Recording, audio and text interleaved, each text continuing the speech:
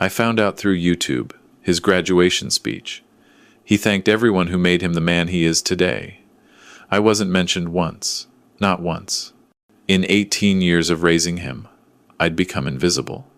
So the next morning, I called the university, and I transferred his graduate school fund to someone who would actually appreciate it. But I'm getting ahead of myself. Let me back up. My name is Thomas Brennan. I'm 64 years old, and until 3 months ago, I thought I knew what my life meant. I was wrong. I spent 37 years teaching high school English in Halifax. Not the kind of job that makes you rich, but it was honest work. I loved those kids. Watching them grow, seeing the light go on when they finally understood Shakespeare or Steinbeck, that was enough for me. My wife Eleanor felt the same way. She taught elementary school. We had a good life. Simple. Happy. We never had children of our own.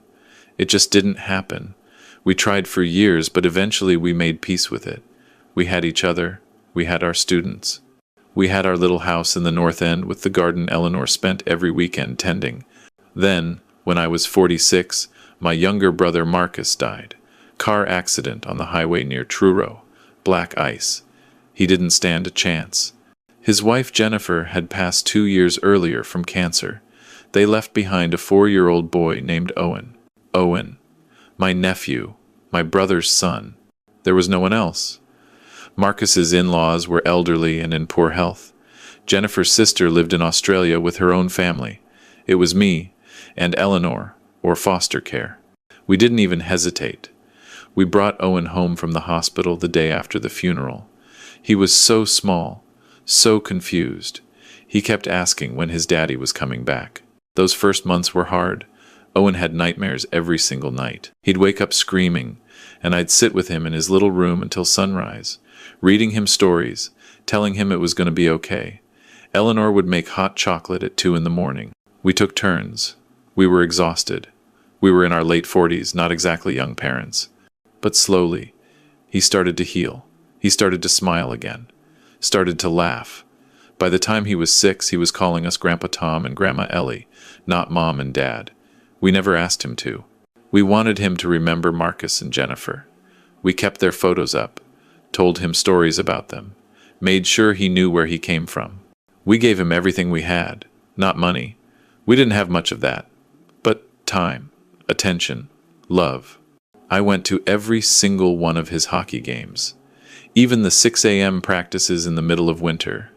I'd be there in the freezing rink with my thermos of coffee, cheering him on.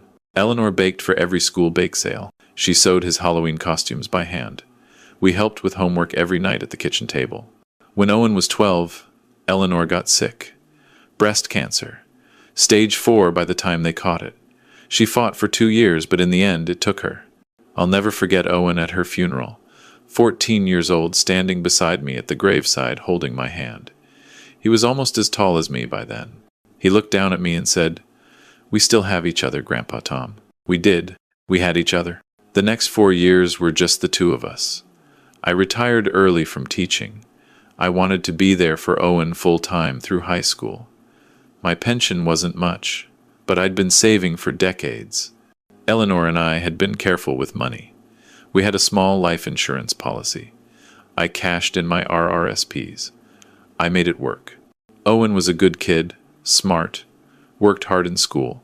He wanted to study engineering at Dalhousie University. I was so proud. Neither Marcus nor I had gone to university. Owen was going to be the first in our family. But university is expensive. Even with student loans, it wasn't enough. So I sold the house Eleanor and I had bought 40 years ago, the house we'd raised Owen in, the house where Eleanor had died. I sold it and moved into a small apartment in Dartmouth. 1 bedroom. Owen got the bedroom. I slept on a pull-out couch in the living room. I put the money from the house into an investment account for Owen, for tuition, for books, for residence, for his future graduate studies if he wanted them. He graduated from Dalhousie last month with a degree in mechanical engineering, top of his class. He'd already been accepted to the master's program at the University of Toronto. Full ride for tuition, but living expenses in Toronto are brutal. That's what the investment account was for. The money from the house. The money from everything Eleanor and I had built together. I was so excited for his graduation. I bought a new shirt, navy blue. I even got my shoes shined. I wanted to look good in the photos. This was Owen's big day. The ceremony was at the Rebecca Cohn Auditorium. I got there early to get a good seat. I was in the third row, right in the middle.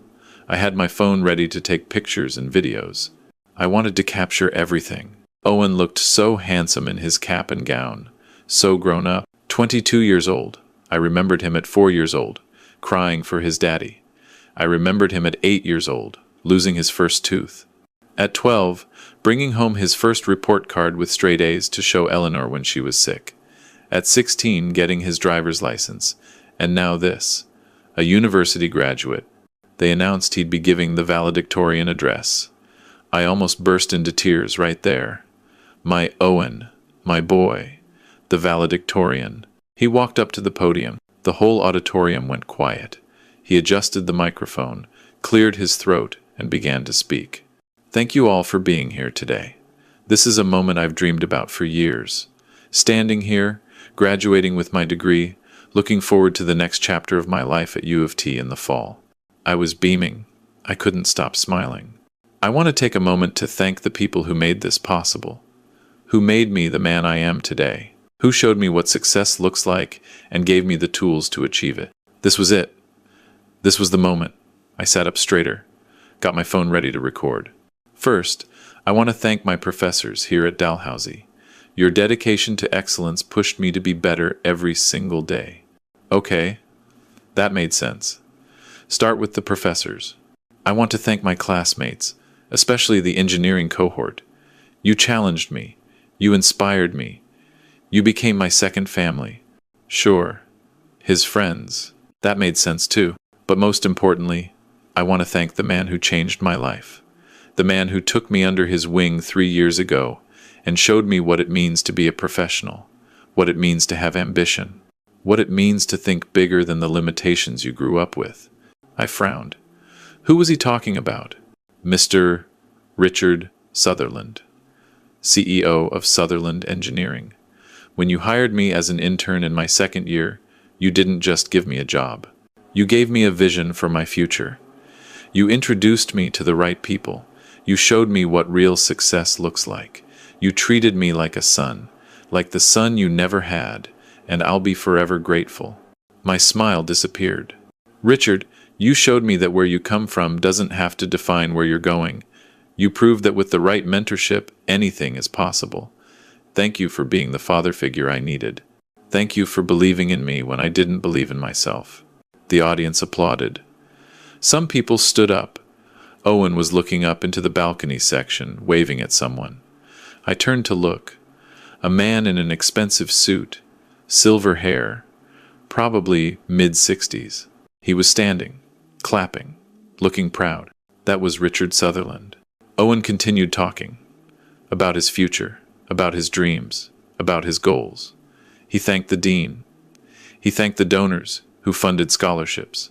He thanked his girlfriend Meredith and her family for their support. He never mentioned me, not once. Not my grandfather who raised me, not my family, not even the people who supported me through my childhood. Nothing. I sat there in the third row, in my new navy shirt, with my shined shoes, with my phone in my hand, the recording I'd started still running, capturing this moment I'd waited 18 years for. And I felt something crack inside my chest. The ceremony ended.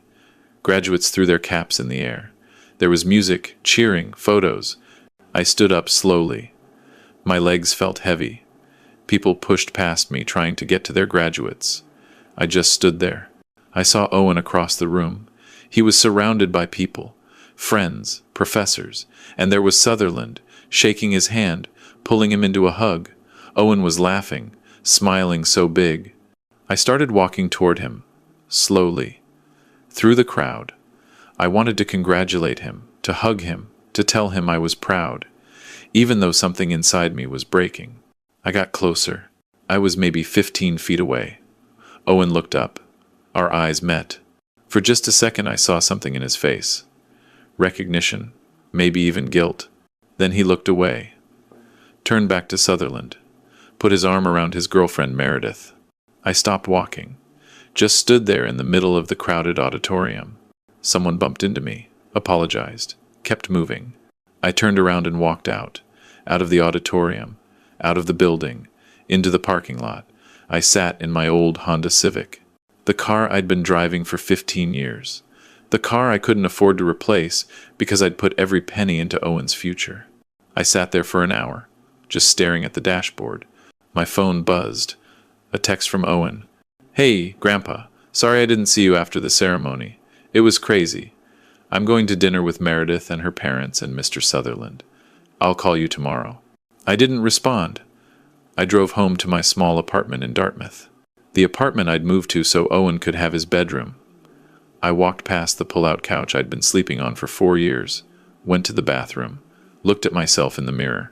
64 years old, gray hair, deep lines in my face, wearing a new navy shirt that suddenly felt stupid, like I was a child playing dress-up. The father figure he needed. Richard Sutherland was the father figure he needed. Not me. Not the man who'd held him during nightmares for 18 years. Not the man who'd given up his retirement to pay for his education. Not the man who'd sold the house his wife died in to fund his future. Richard Sutherland, who'd given him an internship 3 years ago. I went back to the living room. There was a book on the coffee table. A photo album. Not just any album. The album. I'd started it the day Owen came to live with us. Every major moment of his life. Every birthday. Every Christmas. Every first day of school. Every hockey game. Every award ceremony. Every report card. 18 years of memories. Eleanor had helped me with it until she got too sick. After she died, I kept it going. I'd spend hours carefully arranging photos, writing little notes beside each one. Owen's first goal in hockey. He was so proud. Owen's 13th birthday. He wanted chocolate cake. Owen got accepted to Dalhousie. Eleanor would have been so happy. Hundreds of photos. Hundreds of memories. Thousands of hours of love documented in a simple album. I'd planned to give it to him after graduation. As a gift. To show him how much these 18 years had meant. How much he'd been loved. How much he'd mattered. I picked it up. Held it. Felt the weight of it. The weight of 18 years. Then I set it back down. I didn't have the energy to look through it. Not tonight. I didn't sleep that night. Just lay on my pull-out couch, staring at the ceiling, replaying the speech over and over in my mind. The father figure I needed. The next morning, I called Owen. He answered on the 4th ring. "Hey, Grandpa, sorry about yesterday. It was just so hectic." "It's okay," I said. My voice sounded flat even to me. "I wanted to drop by today. Bring you your graduation gift." "Oh, you didn't have to get me anything. But sure, yeah. I'm actually at Meredith's place right now, in Clayton Park. Can you come here?" Meredith's parents' house. Of course. I drove over. It was a beautiful home. Big, 2-car garage. Manicured lawn. The kind of house Eleanor and I could never have afforded. Owen answered the door, still in his pajama pants at 11 a.m. Relaxed. Happy. Come in, he said. I stepped inside. The house smelled like expensive coffee and fresh flowers. Through the doorway, I could see Meredith and her mother in the kitchen. They glanced at me, smiled politely. "Didn't come over to say hello?" "Sorry, we're a bit of a mess," Owen said. "We were up late celebrating. Let me just grab my shoes and we can go sit in the backyard." "Actually, I can't stay long," I said. "I just wanted to give you this." I held out the photo album. Owen took it, looked at the cover. "What's this?" It's every moment of your life since you came to live with me and your grandmother. I made it for you. As a graduation gift." He opened it, flipped through a few pages, looked at the photos. His face was neutral, not emotional, not moved, just polite. "Wow, wow. You really kept all these photos?" "Every single one," I said. "I thought you'd want to have them, to remember." Yeah, this is really nice. Thank you." He closed the album, held it awkwardly at his side. There was a pause. An uncomfortable pause. "Did you want some coffee, or?" Owen asked. "No. I should go."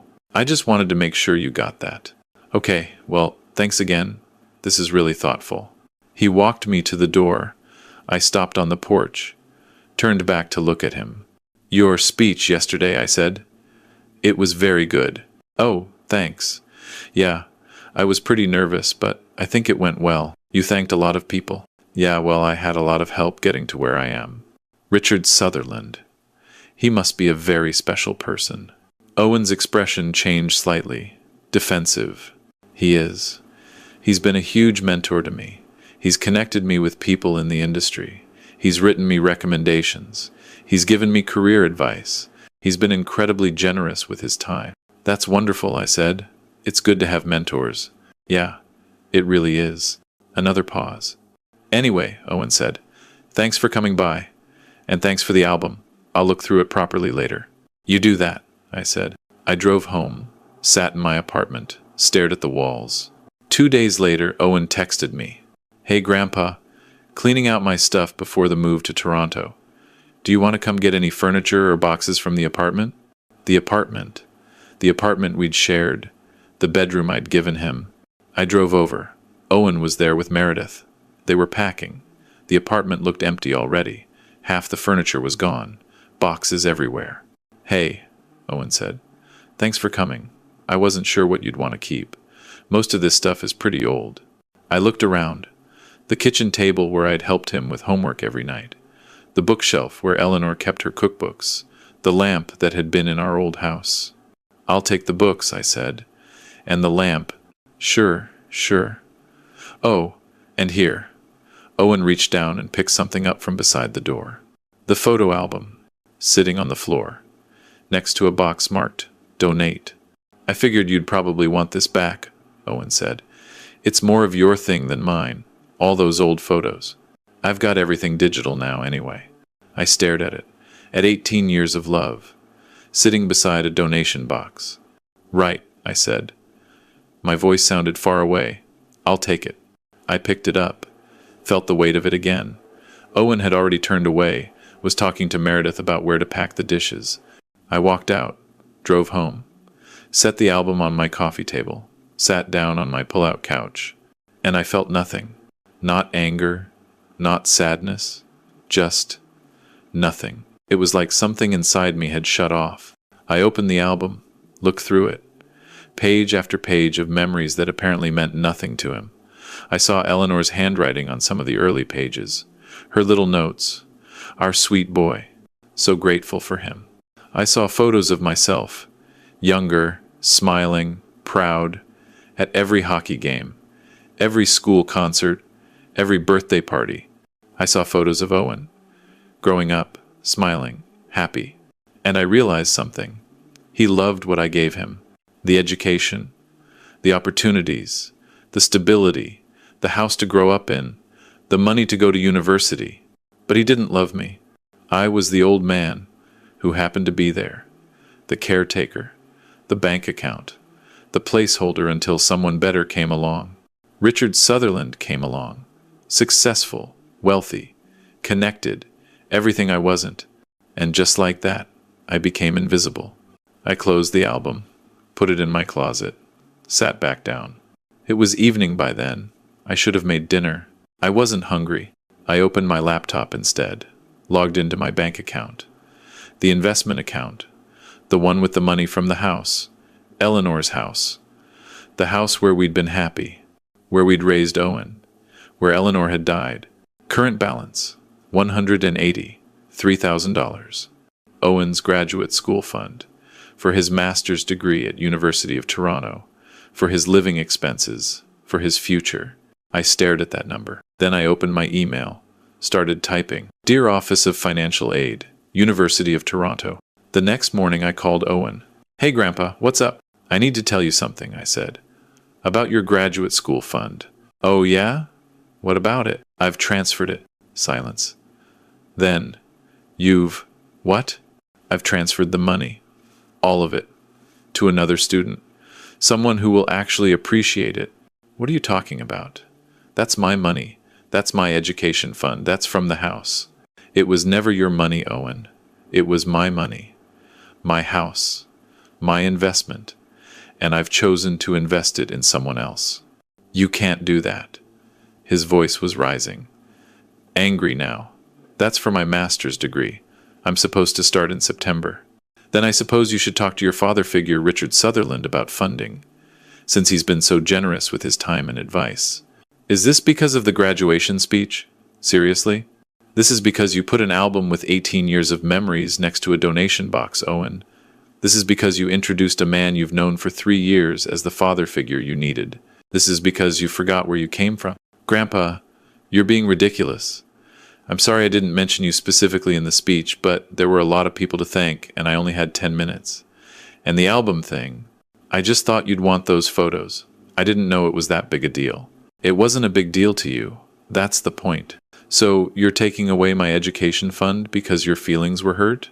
I'm investing in someone who will appreciate what education means, what sacrifice means. You have Richard Sutherland.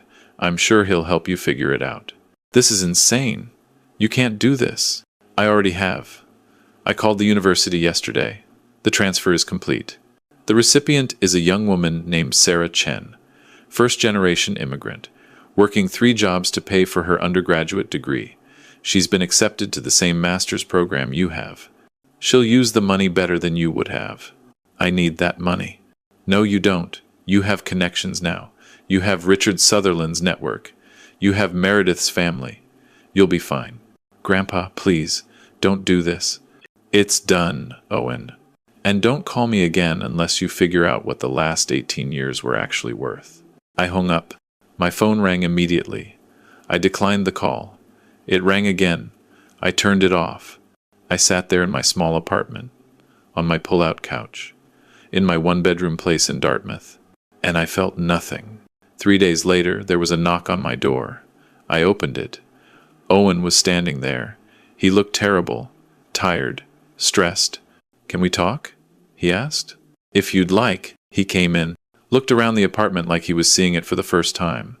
The pull-out couch, the small kitchen, the dated furniture. "You've been living like this?" he asked. "For 4 years." "Yes." I didn't realize. You weren't paying attention." He sat down, put his head in his hands. "I talked to Mr. Sutherland about the funding for U of T. He said he'd see what he could do, but he couldn't promise anything. His company's going through some budget cuts." "I see." "Meredith's parents offered to help, but they're already paying for her graduate program, and they don't have enough for both of us." "That's unfortunate." "Grandpa, please. I need that money. I've already accepted the position. I've already told them I'm coming. If I back out now, I'll lose the spot. They'll give it to someone else. They'll give it to Sarah Chen, and she'll do brilliantly. Why are you doing this to me?" I looked at him, really looked at him, 22 years old, angry, confused, desperate. "I'm not doing anything to you, Owen. I'm doing something for myself. For the first time in 18 years, I'm choosing me. But I'm your grandson." "Yes, you are, and I loved you. I gave you everything I had, everything. My time, my money, my home, my retirement, Eleanor's legacy, all of it, for you, and I'm grateful." "No, you're not. You're grateful to Richard Sutherland, the man who gave you an internship. But the man who gave you 18 years? That man was forgettable enough to not even mention in your speech. It was one speech, one moment. It was the moment that mattered, and it showed me the truth. You love what I gave you, but you don't love me. You don't respect me. You don't even see me. That's not true. Owen, you put the photo album beside a donation box." He looked down, said nothing. "I spent 18 years documenting your life. Your grandmother spent her last healthy years helping me with that album. Every birthday, every milestone, every moment we were proud of you.